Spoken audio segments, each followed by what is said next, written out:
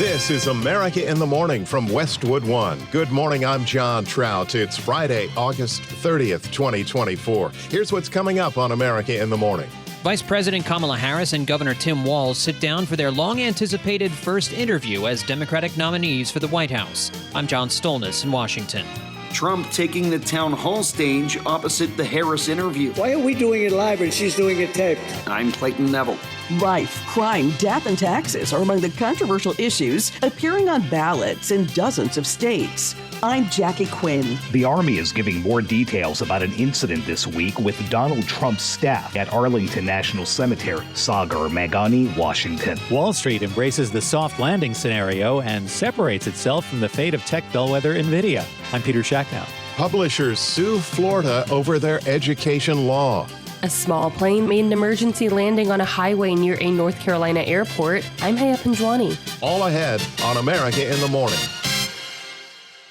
After being dogged by critics for waiting nearly 40 days to sit down for a one-on-one interview since replacing President Biden atop the Democratic ticket for president, VP Harris and running mate Governor Tim Walz sat with CNN for a wide-ranging discussion. John Stolnis has the story. The interview covered a wide range of topics, chief among them some policy reversals by Harris over the years, specifically previous comments in 2019 supporting decriminalizing illegal border crossings and banning fracking. Harris explained she changed her position on fracking back in 2020 because it's important to build consensus and solve problems. Let's be clear. My values have not changed. What we've already done, creating over 300,000 new clean energy jobs, that tells me, from my experience as vice president, we can do it without banning fracking. The Trump campaign has asked why Harris hasn't done some of the things she wants to do as president while she's been vice president. Harris defended Bidenomics. Well, first of all, we had to recover as an economy, and we have done that. I'm very proud of the work that we have done that has brought inflation down to less than 3%. The work that we have done to cap the cost of insulin at $35 a month for seniors. Donald Trump said he was going to do a number of things, including allowing Medicare to negotiate drug prices. Never happened. We did it. Harris also said she would be willing to appoint a Republican to her cabinet. Yes, I would. Anyone in mind? I would. No one in particular in mind. We got 68 days to go with this election, so I'm not putting the cart before the horse. On the campaign trail, Trump has spoken out about Harris's race, saying she happened to recently turn black for political purposes, to which she responded, "Same old tired playbook. Next question, please." Meanwhile, Governor Walz was asked about his claims that he carried weapons in war while serving in the National Guard, when critics argue he did not. We were talking about, in this case, this was after a school shooting, the ideas of carrying these weapons of war. And my wife, the English teacher, told me my grammar's not always correct. But again, if it's not this, it's an attack on my children for showing love for me, or it's an attack on my dog. I'm not going to do that. And the one thing I'll never do is I'll never demean another member's. Harris also recalled when President Biden told her that he was dropping out of the race. We were sitting down to do a puzzle, and the phone rang, and it was Joe Biden. And he told me what he had decided to do. And I asked him, "Are you sure?" And he said yes. John Stolnis, Washington. As Kamala Harris traveled through Georgia, former President Trump hit two battleground states and capped off his trip with a town hall hosted by a former Democrat. Correspondent Clayton Neville reports. Ladies and gentlemen, please welcome the next president of the United States, President Donald J. Trump.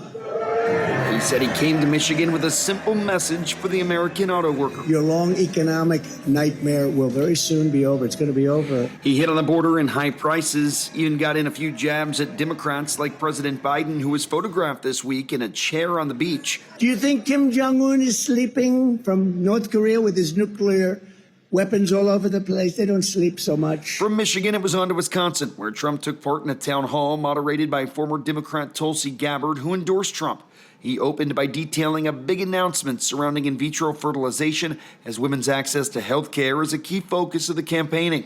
And what we're going to do is, for people that are using IVF, which is fertilization, the government is going to pay for it, or we're going to get or mandate your insurance company to pay for it, which is going to be great. We're going to do that. Trump's town hall with Gabbard aired opposite his opponent, Vice President Kamala Harris' first sit-down interview since taking over the Democratic ticket. Why are we doing it live and she's doing it taped? But that's right, he's real. Trump took questions from the crowd, including this one from a struggling American on the economy. Now, what's your plan to make life more affordable and bring down inflation for someone like me? It's probably the question I get most. You know, they say you're going to vote with your stomach. I don't know if you've heard it, but it's a little bit true. And groceries, food has gone up at levels that nobody's ever seen before. We've never seen anything like it, 50, 60, 70%. You take a look at bacon and some of these products, and some people don't eat bacon anymore. And we are going to get the energy prices down. When we get energy down, you know, this was caused by their horrible energy wind. They want wind all over the place. But when it doesn't blow, we have a little problem. Trump painted Harris as a weak leader who's already spent 3.5 years in the White House. He went after her record on immigration and harped on the idea that she's running a copycat campaign. I'm Clayton Neville.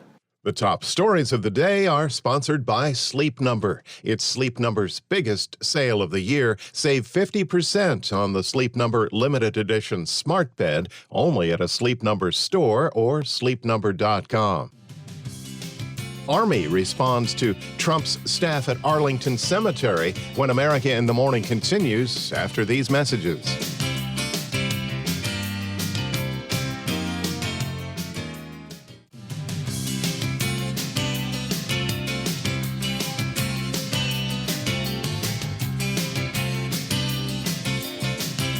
The all-important Labor Day weekend forecast on America in the Morning. Here's AccuWeather.com meteorologist LaTroy Thornton at the National Map. As a strong cold front pushes rather slowly toward the eastern seaboard over the next couple of days, the risk for severe weather will follow along and just ahead of the front. For today, this means that a zone from lower Michigan to central Indiana and parts of Illinois is in line for storms that can produce damaging winds and some hail, along with drenching downpours this afternoon and into the night.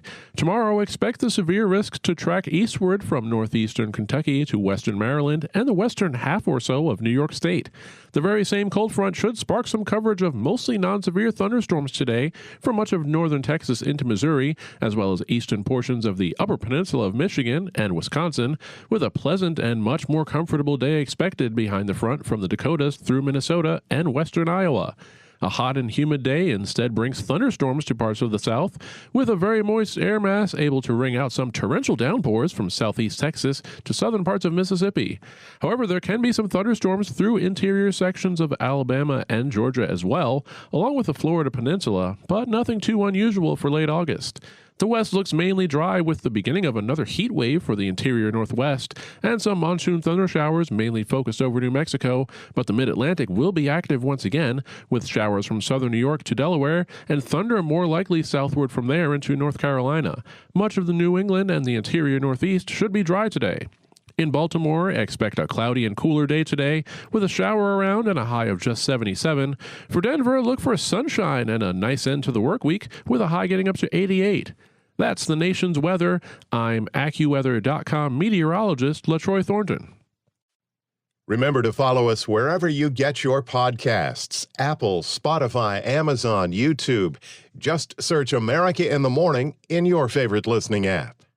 I'm John Trout. The 2024 election is not just about the White House. Correspondent Jackie Quinn reports there are ballot measures on several hot-button issues in 41 states. Voters in 9 states will be deciding on constitutional amendments to enshrine the right to an abortion into state law in response to the Supreme Court overturning Roe v. Wade, while Nebraska is trying to cement its 12-week ban. West Virginia might outlaw medically assisted suicide. Voters in North Dakota will consider the elimination of property taxes, which sounds like an easy yes, but how would the revenue be replaced? Arizona might make it a state crime to come in from a foreign country unless it's through an official entrance. The legalization of marijuana for recreational use will be decided by voters in Florida and North and South Dakota. Election Day is November 5th. I'm Jackie Quinn. The Army is now providing new information about an incident at Arlington National Cemetery involving Donald Trump's staff. Washington correspondent Sagar Magani has the update. Trump was at the Tomb of the Unknown Soldier Monday and later at Section 60, the burial site for fallen from Afghanistan and Iraq. An Army spokesman says all participants were told of rules banning political activities at Arlington, and when a cemetery employee tried to enforce them, was pushed aside. The spokesman says the employee refused to press charges. The Trump campaigns denied it did anything wrong, and VP nominee J.D. Vance has instead gone after the employee. Some staff member had a little disagreement with somebody, and the media has turned this into a national news story. A defense official told the AP yesterday the campaign had been warned about not taking pictures in Section 60. Sagar Magani, Washington. The economic soft landing, when America in the Morning continues after these messages.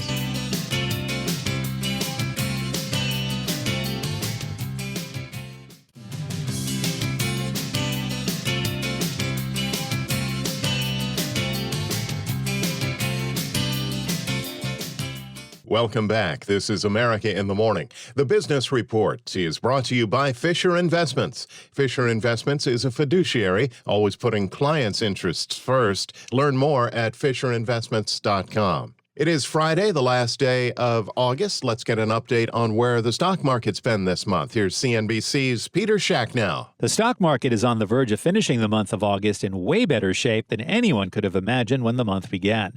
In the first 3 trading days of August, the S&P 500 fell about 6%, the Nasdaq about 8%.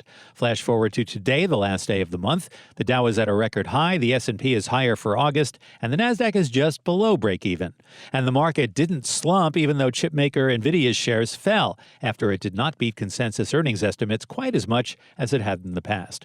Craig Johnson, chief market technician for Piper Sandler, is pleased that investors are now looking beyond NVIDIA and the other so-called Magnificent Seven stocks. They're not making the same new highs like we've seen before. You can actually find some better-looking stocks in the mid-cap world that look a lot more constructive. And I think that's sort of the change that's happening. This is a market that's broadening out. It doesn't have to be led by just the Mag 7. Yesterday's relatively steady stock session came after 2 pieces of data showed the economy on solid footing. Initial jobless claims fell, while second quarter economic growth was revised higher to a 3% annual rate.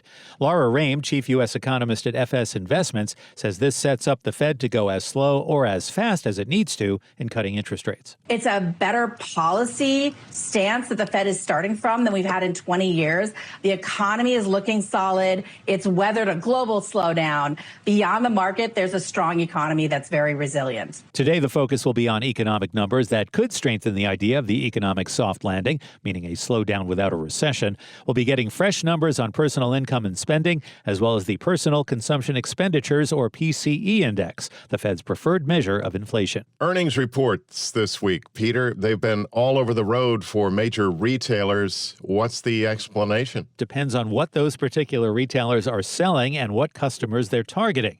That can be the case, but this week we've seen at least one instance that contradicts that narrative.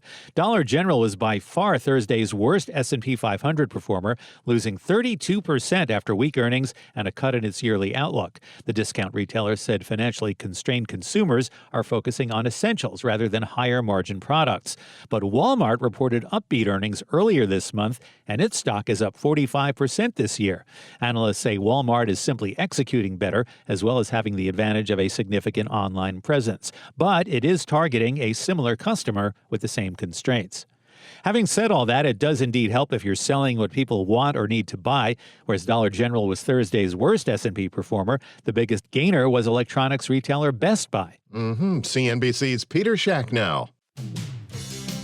When we return on America in the Morning, plane hit by car on the highway. After these messages.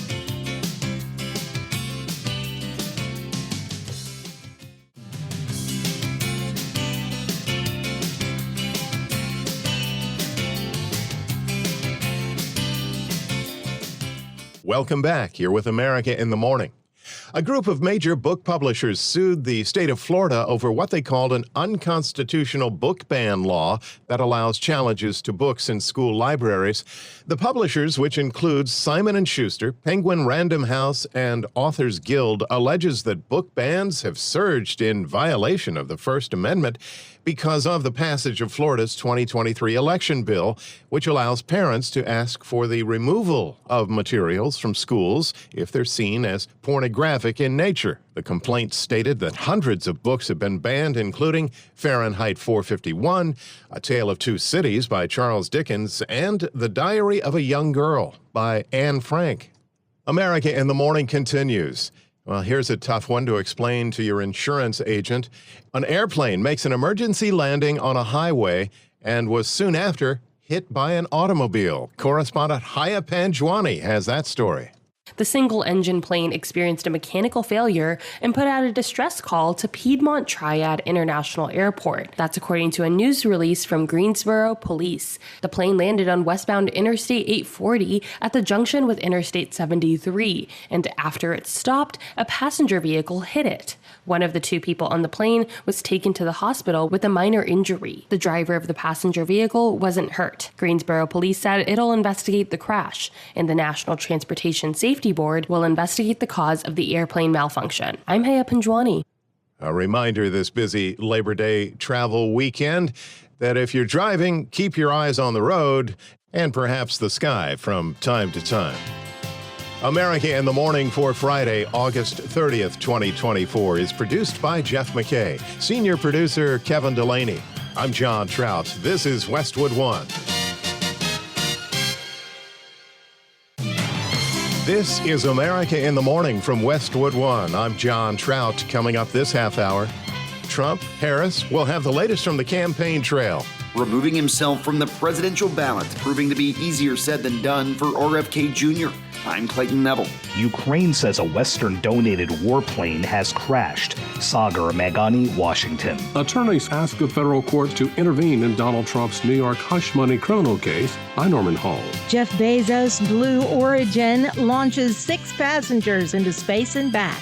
I'm Pamela Furr. Tornado winds knocked nearly 4 dozen train cars off of a track in North Dakota. I'm Haya Panjwani. A new sci-fi thriller examines the effects of isolation in space. I'm Kevin Carr.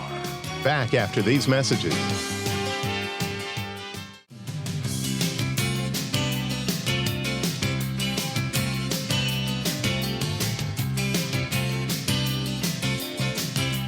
Welcome back. You're with America in the Morning on the start to the Labor Day weekend. Hot weather continues in the West. With details, here's AccuWeather.com meteorologist LaTroy Thornton. As high pressure settles in over interior sections of the Northwest starting today, the flow of warmer air around that feature means yet another heat wave as we approach the unofficial end of summer. This latest round of hot air means that high temperatures of 10 to, in some spots, 15 degrees above the historical average can be expected from today through Sunday, approaching or even reaching daily record highs at times. These sorts of conditions will raise the risk for heat-related illnesses, especially for those getting an early start to the holiday festivities. The rest of the West will enjoy yet another largely rain-free day, with only afternoon monsoon thunder showers breaking up the pattern from New Mexico into eastern Arizona and southern Colorado. A drier, more refreshing air mass brings a nice day to the northern and much of the central plains today behind a potent cold front. Areas along the path of the front from North Texas into Missouri can have a thunderstorm around today. Farther to the north and east, and closer to the core of the disturbance, thunderstorms may instead turn severe later today and into tonight from north-central Illinois to central lower Michigan, bringing the risk for hail, strong winds, and soaking downpours. A more general thunderstorm risk extends to the northwest into parts of southeastern Wisconsin. For the mid-Atlantic, showers are expected as a stalled front hangs over the region today, with thunder most likely near and to the south of that front from Virginia through the Carolinas. Thunderstorms can also pop up once again for central and southern parts of the Florida Peninsula, storms delivering numerous downpours for parts of eastern Texas and much of Louisiana today, with more spotty storms from Mississippi to Tennessee. That's the weather across America. I'm AccuWeather.com meteorologist LaTroy Thornton. Remember, you can follow us wherever you get your podcasts. Apple, Spotify, Amazon, and YouTube. Just search America in the Morning in your favorite listening app. I'm John Trout. On the campaign trail, Vice President Kamala Harris and her running mate Tim Walz spent their second day on a bus tour through Georgia, where polling has them in a statistical dead heat with Donald Trump, and then gave their first interview together since becoming the top of the Democrat ticket on CNN. where Harris discussed why she's changed her positions on immigration and fracking since becoming vice president and vowed to name a Republican to her cabinet if elected. Meanwhile, Trump held events in Michigan and Wisconsin, including a town hall hosted by Tulsi Gabbard, where Trump called for universal coverage of IVF. The first week of September will be important for both candidates. Harris and President Biden will be together in Pittsburgh for a rally on September 2nd, while Donald Trump's new book called Save America will be released September 3rd. Meantime, Robert F. Kennedy Jr.'s strategy to endorse former President Donald Trump may not be working out exactly as planned when it comes to the all-important battleground states. Correspondent Clayton Neville reports. RFK Jr., who ran for president as an independent, threw his support behind Republican nominee and former President Donald Trump late last week. And now, to throw my support to President Trump, the causes were free speech, a war in Ukraine, and the war on our children. The plan was to keep Kennedy's name on the ballot in states where doing that wouldn't sway the election one way or another. But in battleground states, Kennedy said he would take his name off the ballot to let Trump get more votes in those states. Easier said than done, though, apparently. Kennedy can't remove his name from the ballot in Michigan, where he was nominated by the Natural Law Party, and in Wisconsin, election officials say laws state anyone who applies and qualifies for the ballot will appear on it unless they die. Trump's running mate, J.D. Vance, ripped the state. I think it's ridiculous that RFK has endorsed Donald Trump. He has petitioned to be taken off the Wisconsin ballot, but a bunch of bureaucrats are going to keep his name on the ballot because they think it'll hurt Donald Trump. I think we're going to win Wisconsin anyway, and we're going to fight for every single vote. That's our plan. RFK Jr. will stay on the ballot in North Carolina after the state's Board of Elections voted yesterday to reject a request to remove by the nominating party. He is expected, though, to be taken off the ballot in other swing states, to include Pennsylvania and Nevada, both believed to be crucial in November. I'm Clayton Neville. The European Union's top diplomat is ramping up pressure on Ukraine's Western backers, including the United States, to lift restrictions on using weapons they provide. Ukraine announced one of the F-16 fighter jets donated by Western partners crashed, killing its pilot. The Kremlin is now redeploying some of its forces as Ukrainian troops take more territory from inside Russia's Kursk region. The latest from Washington correspondent Sagar Magani. The Ukrainian military says the pilot died when an F-16 went down Monday. It was the first reported loss of an F-16 in Ukraine after at least 6 were delivered last month. Kyiv's defense ministry says it's investigating just what happened. The jet went down as Russia launched a major missile and drone barrage on Ukraine, which says F-16 shot down 4 missiles. At the Pentagon, broadly speaking, combat aviation is incredibly complex, and we've been very proud to train some of the pilots here in the United States, and not just here, but our partners and allies through the UDCG are also training Ukrainian pilots on F-16. Spokeswoman Sabrina Singh says the U.S. has trained some Ukrainian pilots on flying the F-16s, but could not give any details about the crash. If we are supplied with sufficient amount of missiles, if we are allowed to strike, we will significantly decrease the capacity of Russia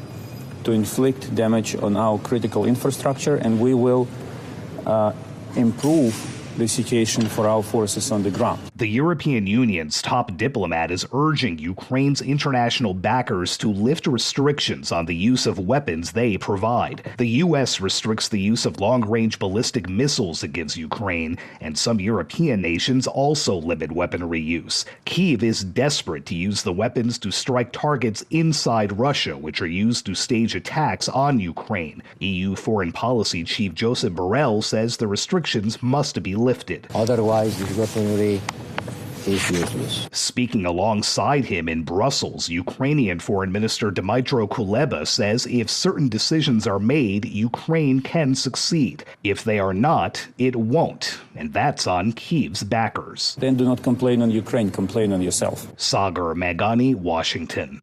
In a blow to the Kremlin's coffers, their usual trade partner Serbia has agreed to buy several French-made warplanes in a shift away from Russia. Correspondent Lisa Dwyer reports.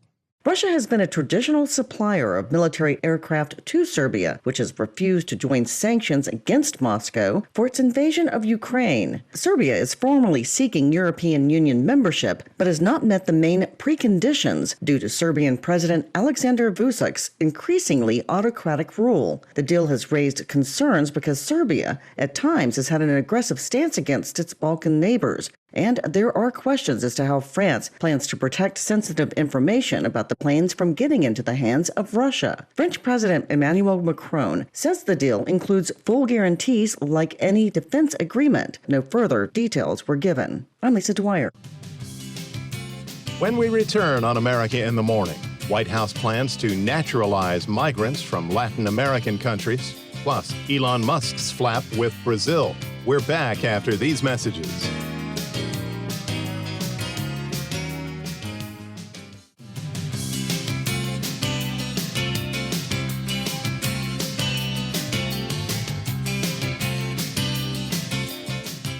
Welcome back. I'm John Trout. This is America in the Morning. With a court date for sentencing just a few weeks away, Donald Trump's legal team wants a federal court to take his case from the state level. Correspondent Norman Hall has details. Attorneys for the former president asked a federal court late Thursday to intervene in Donald Trump's New York hush money criminal case, seeking a pathway to overturn his felony conviction and indefinitely delay his sentencing scheduled for next month. Trump lawyers asked the federal court in Manhattan to seize the case from the state court where it was brought and tried. They argued that the historic prosecution violated Trump's constitutional rights and ran afoul of the U.S. Supreme Court's recent ruling on presidential immunity. They also say that a federal court would provide an unbiased forum free from local hostilities. I'm Norman Hall.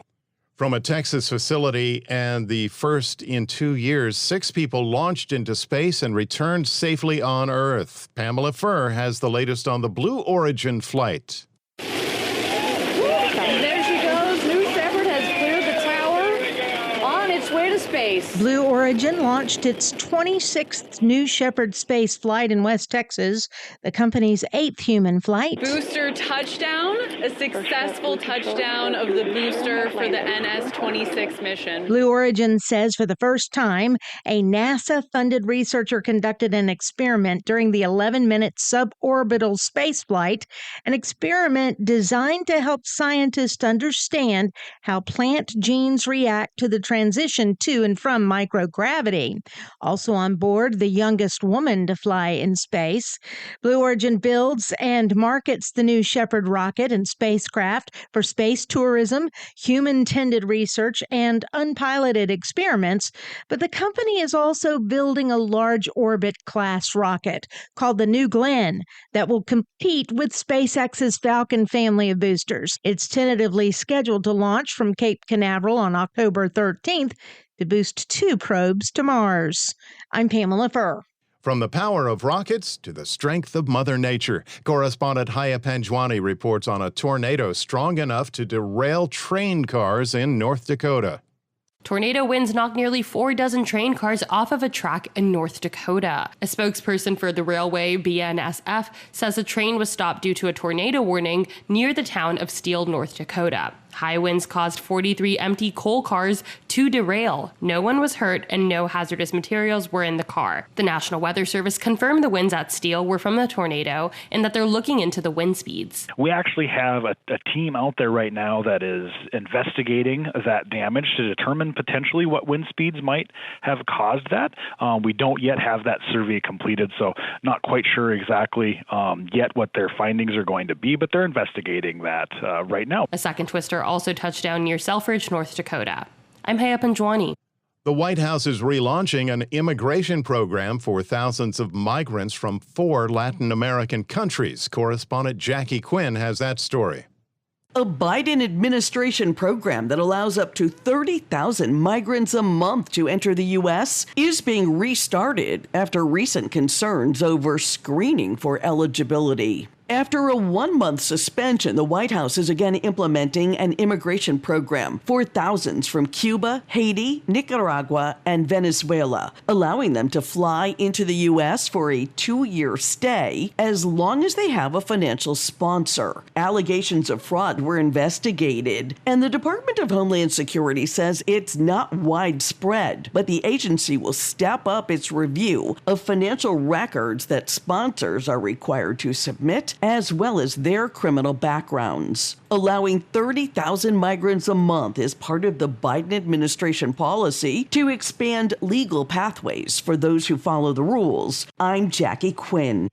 Elon Musk's battle with international powers over censorship on X is taken to a new level, this time with Brazil. Here's Chuck Palm with today's Tech News. Elon Musk continues to have problems with Brazil. Now, Judge Alejandro de Moraes blocked Starlink's account over X's lack of legal representation. Musk has called Moraes a criminal and denounces his actions against X as censorship. Earlier this month, X has closed the Brazilian office and told the employees to pack up and go home. And now the Brazilian Supreme Court judge has blocked the financial accounts of Elon Musk's Starlink in an ongoing feud that leaves the social media platform on the brink of being taken down in Brazil. The judge sanctioned Starlink, the satellite broadband unit of Musk's SpaceX corporation, in response to a lack of legal representation in Brazil for the X mega social network. Currently at issue is whether or not Moraes can order the social media platform to block certain accounts they have accused of spreading lies and distortions. Unrelated to this story, the X network did experience outages for several hours yesterday. For more tech news, you can follow me on X at Chuck Palm. Friday Sports is in on America in the Morning. Here's our Robert Workman. Baseball Thursday, all three National League division leaders came out on top. Dodgers doubled up the Orioles 6-3 to maintain the best record in the majors. Phillies powered past the Braves 5-4, wiping out a 4-0 deficit thanks to a 3-run homer from Brandon Marsh and a 2-run shot by Nick Castellanos. Brewers blew by the Giants 6-0 behind the 2-hit pitching of Aaron Savali and Aaron Ashby. Manager Pat Murphy. Great version of Ash. Great version of Telly. Attacking the zone with various pitches and staying after it. The tempo of both pitchers was fantastic. Elsewhere, the Blue Jays blanked the Red Sox. Bowden Francis, who took a no-hitter into the 9th in his last start, held Boston hitless into the 6th and combined on a 2-hitter. Angels shut out the Tigers. Jack Kahanowitz and company scattered 8 hits to snap a 7-game skid. Astros scored 4 in the 8th to take down the Royals. Mets nipped the Diamondbacks. Reds rallied past the A's. Cardinals, Marlins, and Rangers win. The first full week of college football is underway. 4 top 25 teams in action last night. They all won. Unranked Colorado rallied past FCS Power North Dakota State 31-26. Shedeur Sanders, son of Buffs coach Deion Sanders, passed for 445 yards and 4 touchdowns, 3 of those to two-way threat Travis Hunter. Saturday kicks off with number 1 Georgia and number 14 Clemson in Atlanta. Tennis, a major upset on day 4 of the U.S. Open. 3-seed Carlos Alcaraz fell in straight sets to Botic van de Zandschulp, the 74th ranked player in the world. The 21-year-old Spaniard was coming off titles at Paris and Wimbledon. Top seeds Jannik Sinner and Iga Swiatek easily won to make round 3. Golf's FedEx Cup playoffs, Scotty Scheffler fired an opening round 65 and leads the Tour Championship by 7 strokes as he aims for that $25 million prize. And the final race of the NASCAR regular season is Sunday evening in Darlington. 3 playoff spots up for grabs. That's Friday Sports. Thank you, Robert. When we return on America in the Morning, new details on that terrorist-targeted attack at a Taylor Swift concert after these messages.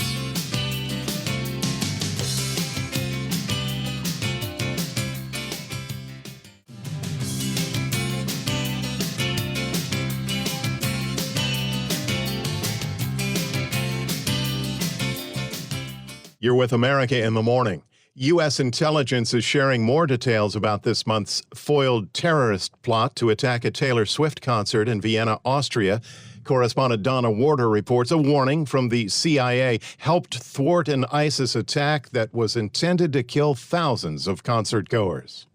While addressing this week's annual Intelligence and National Security Summit in Maryland, CIA Deputy Director David Cohen said the suspects who were planning to attack Taylor Swift's Eras Tour in Vienna earlier this month wanted to kill tens of thousands of fans. The CIA discovered intelligence and disrupted the plot, leading to arrests by law enforcement in Austria. Cohen said the suspects were quite advanced in their plot, but after intelligence about what he calls this ISIS-connected group, the Austrians were able to make those arrests. Austrian officials say the main suspect, a 19-year-old man, was inspired by Islamic State group and that he planned to attack outside the concert venue where more than 30,000 Taylor Swift fans were expected to gather. His attorney says the allegations are overacting at its best. I'm Donna Warder.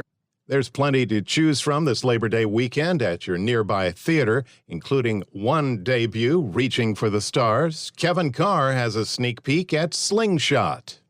If you think your job can make you feel isolated, there's a movie that might give you a new perspective. So I don't know if you heard, but I'll be leaving town soon. 1.5 billion miles. No big deal. Slingshot is a science fiction thriller that examines the potential challenges of space travel. The story follows a trio of astronauts on a mission to Saturn's moon of Titan. Titan. It's the most Earth-like world we can reach. But to get there, we'll need Jupiter's gravity for a speed boost. However, as they approach a critical moment where they have to slingshot around Jupiter, things begin to break down. The harsh dangers of space and the influence of drugs used in suspended animation start to affect their psychological and emotional stability. The drugs used to induce hibernation can produce side effects, including confusion and disorientation. I'm a sucker for movies about a handful of people trying to survive in space, and a strong but limited cast featuring Casey Affleck and Lawrence Fishburne helps carry the film. Houston, we have a situation. The impact represents no real danger. What if the whole system is compromised? The paranoia and trauma of the characters is where the meat of the story is. The movie does milk the tension a little too much, drawing out the running time, but it kept me guessing, and for an ambitious psychological thriller in the vast emptiness of space, it made its point. Your imagination is playing a cruel trick on you. How do you know this? Slingshot gets 3 gas giants out of 5. I'm Kevin Carr, and that's the way I see it. That's our show for today. Have a safe and happy Labor Day weekend. America in the Morning for Friday, August 30th, 2024 is produced by Jeff McKay. Senior producer Kevin Delaney. I'm John Trout. This is Westwood One.